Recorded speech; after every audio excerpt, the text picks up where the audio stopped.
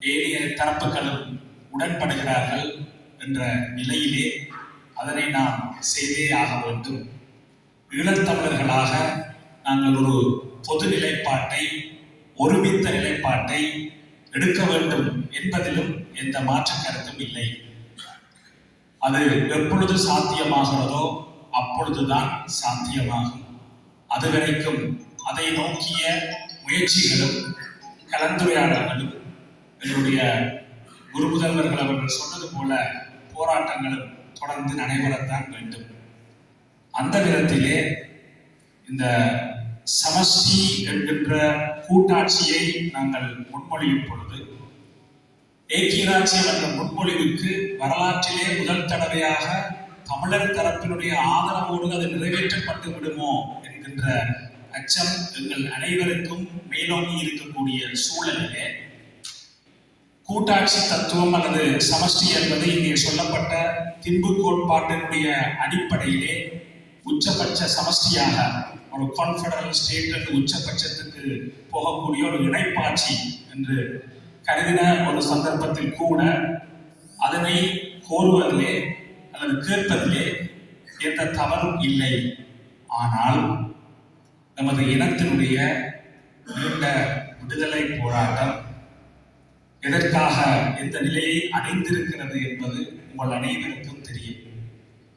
சுதந்திர காலத்திலே இணைந்து வாழ்வோம் என்று தமிழ் தலைமைகள் ஆரம்பித்த பயணம், இணைந்து வாழ முடியாத சமஷ்டிதான் தேவை என்று சமஷ்டி கட்சி என்று அழைக்கப்படுகின்ற தமிழரசு கட்சி உருவாக்கப்பட்ட காலத்திலிருந்து வந்த பயணம், 76ஆம் ஆண்டு மே மாதம் 14ஆம் தேதி வட்டுக்கோட்டை தீர்மானம் என்று சமஷ்டியும் எங்களுக்கு சாத்தியப்படாது, தனிநாடுதான், தனி தமிழீழம்தான் எங்களுக்கான நிரந்தர அரசியல் தீர்வு என்று எடுக்கப்பட்ட தீர்மானம்.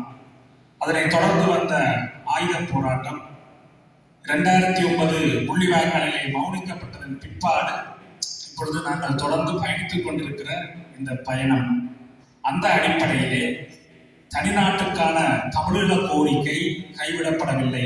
அதற்கான மக்கள் ஆணை 77ஆம் ஆண்டு புறப்பட்ட மக்கள் ஆணை இன்றும் அப்படியே இருக்கிறது.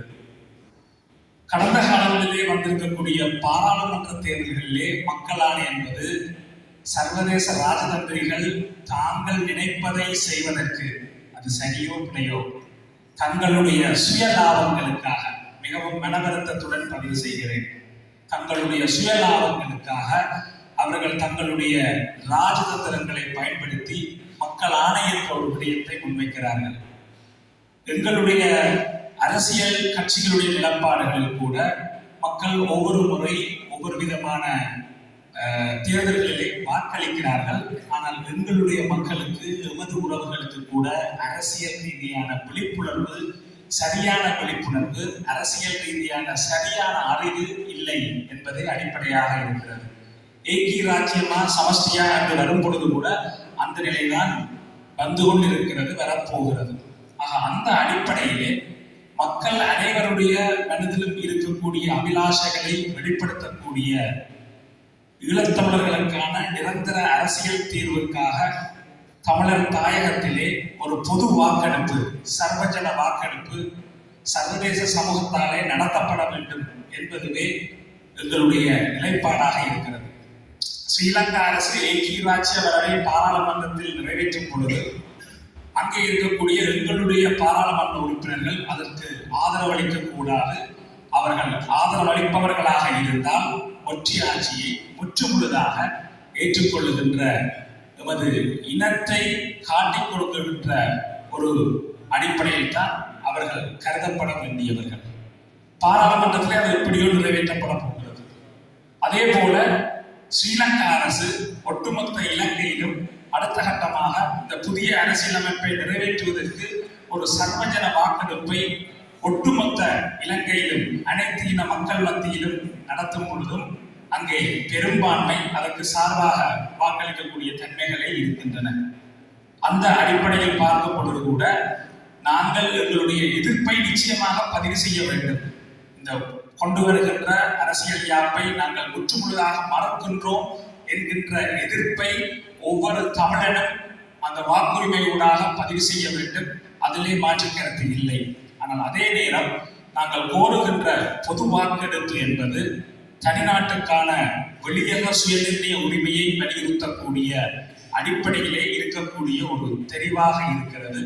பொது வாக்கெடுப்பை கோருவது எந்த வகையிலும் இலங்கையினுடைய ஸ்ரீலங்காவினுடைய சட்ட திட்டங்களுக்கு முரணானது அல்ல.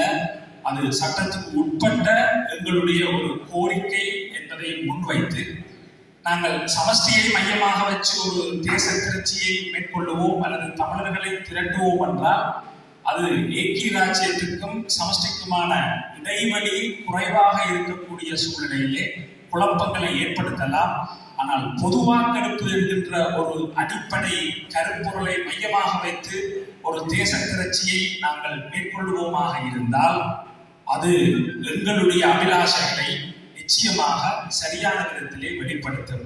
ஒரு சிலர் யோசிக்கலாம், இந்த பொது வாக்கெடுப்பு நடைமுறை சாத்தியமா அல்லது இது பாரதூரமான விளைவுகளை ஏற்படுத்தி விடலாமா என்றெல்லாம் யோசிக்கலாம். அடிப்படை ஜனநாயக உரிமையை தான் இந்த பொது வாக்கெடுப்பு கோரி நிற்கிறது. பாராளுமன்ற உறுப்பினர்கள் மட்டும் அல்லது அரசியல் கட்சி தலைவர்கள் மட்டும் அல்லது மத தலைவர்கள் மட்டும் குடிசார் பிரதிநிதிகள் மட்டும் என்று தீர்மானிக்காமல் ஒட்டுமொத்த தமிழனும் தன்னுடைய அரசியல் தலைவிதியை தீர்மானிக்கின்ற சுயநிர்ணய உரிமை என்று ஆரம்பத்திலே சொல்லப்பட்ட வெளியக சுயநிர்ணய உரிமையை பரிசீலித்து பார்க்கின்ற ஒரு பயிற்சி தான் இந்த பொது வாக்கெடுப்பு என்பது. ஆகவே அதை நோக்கி நாங்கள் அனைவரும் சிந்திக்க வேண்டும் என்று இந்த சந்தர்ப்பத்திலே எங்களுடைய P2P இயக்கத்தினுடைய வேண்டுகோளை முன்வைத்து அதனூடாகத்தான் நாங்கள் எங்களுடைய அபிலாஷைகளை வென்றெடுக்க முடியும். காலத்துக்கு காலம் பல்வேறு முயற்சிகள், பல்வேறு ஒப்பந்தங்கள், பல்வேறு உடன்பாடுகள் எல்லாம் இந்த நிமிடம் வரை முற்றுமுழுதான தோல்வியிலே தான் இருக்கின்றன. இனியும் எங்களை சர்வதேச சமூகமாக இருக்கலாம், தென்னிலங்கையாக இருக்கலாம், ஏமாற்றுவதற்கு நாங்கள் இடமளிக்க முடியாது என்பதை எடுத்து சொல்லிக்கொண்டு அரசியல் தீர்வு தொடர்பான பேச்சுவார்த்தைகள் என்று வரும் பொழுது ஏற்கனவே இங்கே சொல்லப்பட்டது போல முன் நிபந்தனைகள் முன்மொழியப்பட வேண்டும். அந்த நல்லிணக்க செயற்பாடுகளாக சில ஆக்கப்பூர்வ நடவடிக்கைகள் முன்னெடுக்கப்பட்டால் மட்டுமே நாங்கள் அதிலே கலந்து கொள்ள வேண்டும். வெறுமனே ஒரு முயற்சி நடத்துகிறது, ஏதோ ஒரு தரப்பை திருப்தி செய்வதற்காக அந்த முயற்சி நடத்துகிறது என்ற கண்துடைப்பு நாடகங்களுக்குள்ளே நாங்கள் விழுந்துவிடக் கூடாது. எங்களுடைய இனத்தினுடைய விடுதலையையும் உரிமைகளை பெறுகின்ற பயணத்தையும் அடிப்படையாக வைத்து நாங்கள் சிந்திக்கும் பொழுது அவற்றை வெளிப்படுத்த வேண்டிய ஒரு காலப்பகுதியிலே தான் நாங்கள் இருக்கிறோம் என்ற கருத்தை பதிவு செய்து வாய்ப்புக்கு நன்றி கூறி விடைபெறுகின்றேன்.